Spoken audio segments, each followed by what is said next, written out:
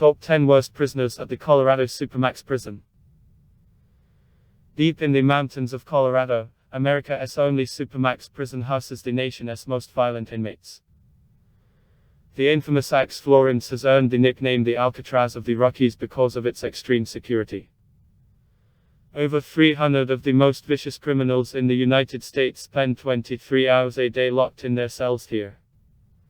Terrorists, spies, serial killers, and cult leaders live side by side. Some have even formed unlikely friendships. Although everyone there has a horrific record, these are 10 of the worst of the worst. In 10th place, Michael Swango, Dr. Death. Like every other medical professional, Dr. Michael Swango swore an oath to do no harm. But he would break this oath dozens of times, as he was convicted of killing 4 people, and possibly killed up to 60 while he worked as both an EMT and a physician. From his earliest days working as a volunteer ambulance driver during his undergraduate years, patients seemed to die around Swango at a higher than normal rate. His co-workers and other acquaintances also became violently ill after eating food that Swango had access to or had prepared. While he was training at one hospital, he even gained the nickname 00 Swango, referencing James Bond's License to Kill. He may have also been responsible for the death of his fiancée, Kristen Kinney, who took her own life in a state of mental confusion that was potentially caused by arsenic poisoning. He eventually became blacklisted from all teaching hospitals and medical schools in the United States and fled to continue practicing medicine in Zimbabwe, where patients continued to die mysteriously under his care. He committed multiple incidents of forgery and assault so that he could continue his disastrous medical career, but he was eventually charged by both US and Zimbabwean authorities and is serving 3 consecutive life sentences.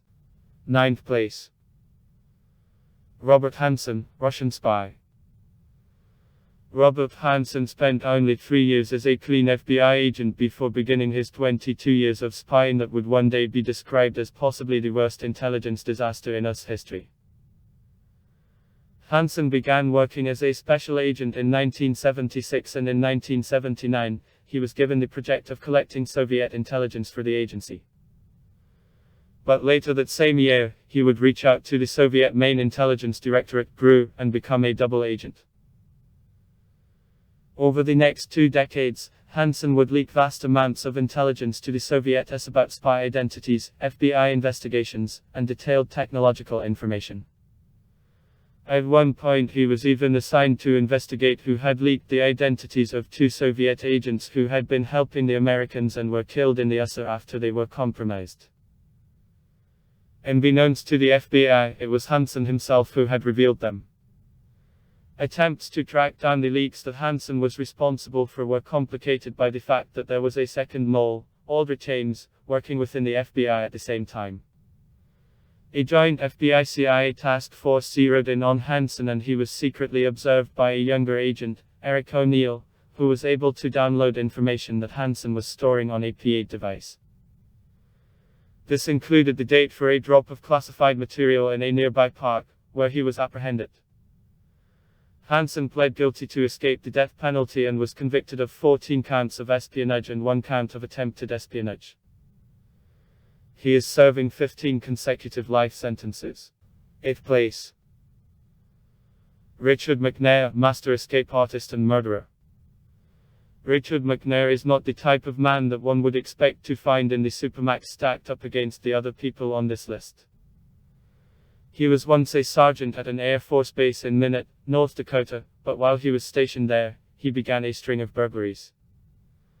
In 1987, however, he was caught red-handed by a staff member while robbing the offices of the Farmers Union and he shot the man and then killed a truck driver as he fled the building. He used a local storage facility to hide his stolen goods, but the manager contacted the police after noticing that the contents looked suspicious. Authorities arrested McNair, but he slipped out of his handcuffs by greasing them with lip balm. When he was recaptured, he was sentenced to 2 life sentences at the North Dakota State Penitentiary. He used his job as prison reporter to gain information about the layout of the prison, and then escaped through the air ducts in 1992 along with 2 other prisoners and remained free for 9 months before being recaptured. McNair's final and most notorious escape was in 2006 when he packed himself into a shipment of mail leaving the prison. He even managed to convince a police officer who was looking for the escapee that he was just a jogger. His final recapture came from Rookie Officer Constable Stefan Gagnon in 2007 after a long stint on America's Most Wanted. No one has ever escaped from ADX Florence, where he is now serving 2 life sentences. 7th place. Abu Hamza al-Masri, Al-Qaeda kidnapper and trainer. Abu Hamza al-Masri, aka the Hook Hand, is an Egyptian national who was a former club bouncer and civil engineer before becoming an Islamic extremist and terrorist leader. In the 1980s, he began to take a deeper interest in his religion and became inspired by the Iranian Revolution. In 1987, he moved to Afghanistan to join the fight against Soviet occupying forces and lost both hands and one eye during a military operation. He returned to the EK to receive treatment, before leaving again to fight with the Bosnians during the Bosnia-Serbia conflict. From 1997-2003 he was the Imam of the Finsbury Park Mosque in London and voiced his support for terrorism, including 9/11 attacks. In 2003 the mosque was shut down by police as part of investigation into their possible production of the poison ricin, but al-Masri continued to give sermons from outside the gates. During his time as Imam, al-Masri sent trainees around the world to participate in violent acts, including the kidnapping of 16 Westerners in Yemen, 4 of whom were killed. His team also attempted to establish a terrorist training camp in Oregon, leading to US involvement in his case. In 2006, he was sentenced to 7 years in British prison for inciting violence. In 2012, he was extradited to the US, and found guilty of 11 terrorism counts and sentenced to life in prison in 2015. Several of his sons have also been convicted of terrorism and other charges. When placed in the Supermax prison, his hook hand prosthetic was replaced with a plastic spork. 6th place. Eric Rudolph, Atlanta Olympic bomber and Christian extremist. Eric Rudolph spent 5 years on the FBI Most Wanted list for terrorism until he was arrested by a rookie police officer while digging through the dumpster behind a Save-A-Lot grocery store. Rudolph grew up in Florida and North Carolina before moving with his mother to a Missouri compound run by the Christian Identity Movement, a racial interpretation of Christianity that believes Europeans are the chosen descendants of the Israelites and Jews are the cursed descendants of Cain. Rudolph enlisted in the US Army shortly after this but was discharged for marijuana use. Over the span of 1996 to 1998, Rudolph committed 4 bombing attacks, 2 at abortion clinics and 1 at a lesbian bar. His most notorious attack was when he planted 3 pipe bombs filled with nails in the main square of the 1996 Atlanta Olympics, killing 44-year-old Alice Hawthorne, causing a fatal heart attack for 40-year-old Melly Usinil, and injuring over 100 others. Security guard Richard Jewell led a partial evacuation of the area and was originally the main suspect but was eventually cleared and hailed as a hero. Rudolph was finally caught by Officer Jeffrey Scott Postel in 2003 and pled guilty. He was sentenced to 2 life sentences for one of the abortion clinic bombings that had killed a police officer, and later 2 more life sentences for the Atlanta bombing. He now spends 22 hours a day in his ATF cell. 5th place. Simon Trinidad, FARC guerrilla leader. The man known as Simon Trinidad was actually named Juvenal Ovidio Ricardo Palmera Pineda and was one of the first high-ranking members of this violent guerrilla group to be arrested. FARC, or the Revolutionary Armed Forces of Colombia, was a group of Marxist-Leninist fighters who were responsible for up to 12% of civilian deaths during the Colombian conflict in the 1960s. Palmera formed his strong political opinions while teaching economics at the Popular University of Caesar and helped create the socialist organization known as Los Independientes. In 1987, he stole 30 million pesos from a bank that he was working at, as well as records he would later use to extort and kidnap landowners, and he escaped into the wilderness to join FARC. Paloma quickly rose through the ranks of the organization to lead the area known as Front 41 and eventually was one of the leaders of the entire Caribbean bloc. In 2004, he was extradited to the United States on charges of drug trafficking and money laundering. FARC was offered a deal by the Colombian government that they would not extradite Palmera if FARC released 63 political and military hostages, but they refused. During the trial, the prosecution also argued that Paloma was involved in the kidnapping of 3 US contractors in 2003, and a former guerrilla testified against him about the kidnapping of a former mayor. Although his first trial ended in a hung jury, his second trial ended with him being sentenced to 60 years in prison, where he remains to this day. 4th place. Theodore Kaczynski, the Unabomber. According to Theodore Ted Kaczynski's parents, he started life as a normal baby, but as a young child he was forced to spend a long period of time in isolation in the hospital and he emerged a different kid, one who showed little emotion. He was a mathematics prodigy and began studying at Harvard at age 16. But what seemed like a bright opportunity would turn into a deeply scarring college experience. Kaczynski participated in a brutal psychological study that involved over 200 hours of verbal abuse and humiliating personal attacks, which was possibly part of CIA-led attempts at mind control through Project Unculture. He became a mathematics professor, but was an awkward and uncomfortable teacher, and resigned suddenly in 1969. Kaczynski soon moved to a remote cabin near Lincoln, Montana, intending to live a quiet rural lifestyle, but soon began attacking urban developments that he felt were encroaching on his forest. He developed a deep resentment for what he called industrial technological society. Between 1978 and 1995, Kaczynski sent 16 handmade bombs to figures he felt represented technology, killing 3 people and injuring 23. He planted several false clues in the bombs to mislead authorities, however, his own work would lead to his downfall. In 1995, Kaczynski demanded that newspapers publish his essay Industrial Society and Its Future, and after it was printed by the Washington Post, Kaczynski's brother David came forward with suspicions about his brother that led to his capture and conviction. Kaczynski is serving 8 life sentences at ADX Florence, where he befriended fellow terrorists Timothy McVeigh and Ramzi Youssef. Th. Place.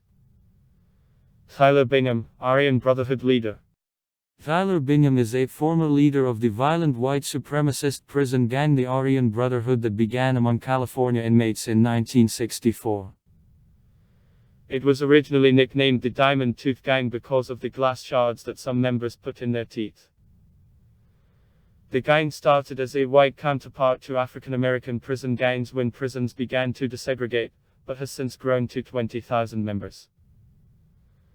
They operate on a blood in, blood out motto, which implies that members must kill or assault another prisoner or correctional officer to join, and the only way to leave the gang is death.